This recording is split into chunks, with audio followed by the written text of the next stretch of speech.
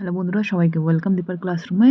চলো স্টার্ট করা যাক সেকেন্ড পার্ট। যারা ফার্স্ট পার্ট দেখোনি ডেসক্রিপশন থেকে লিঙ্ক দিয়ে দেখে নিতে পারো। চলো স্টার্ট করা যাক। What is the name of the India first indigenous micro missile system design to counter swarm drones? Answer হচ্ছে অগ্নি। নাম্বার 17 হচ্ছে in which state is Kokborok day celebrate?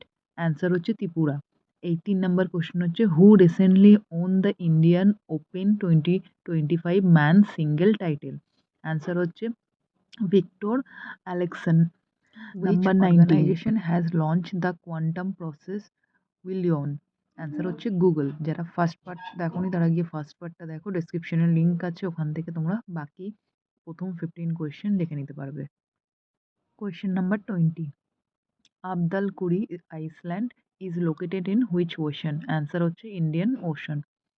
21, which country has recently developed the world first deep sea radar that can detect high flying aircraft? Answer হচ্ছে China. Number 22, in which state Indira Raman Atmiya Bharosa scheme recently launch?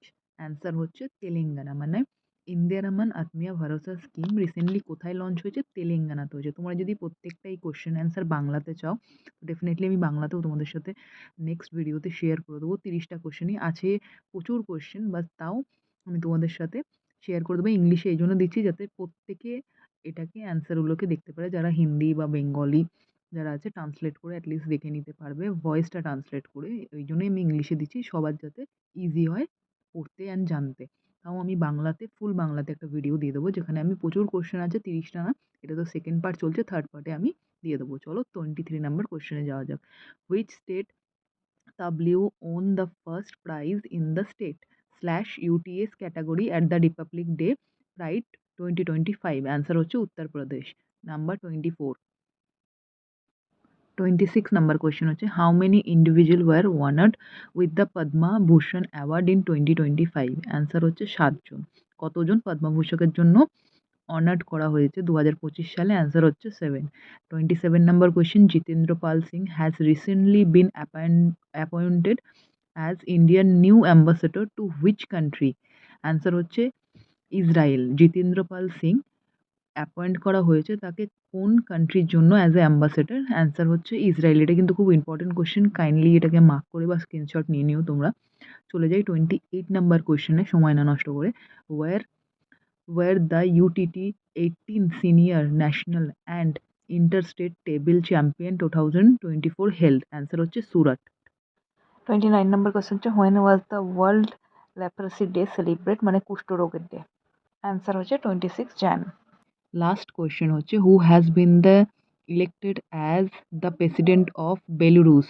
Answer হচ্ছে Alexander লুকসেনকো।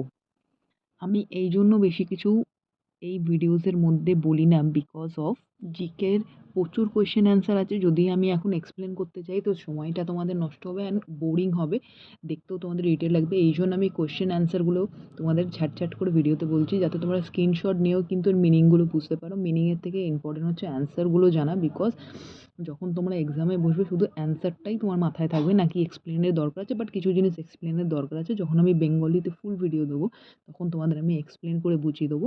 তো অবশ্যই next পার্টটা দেখো।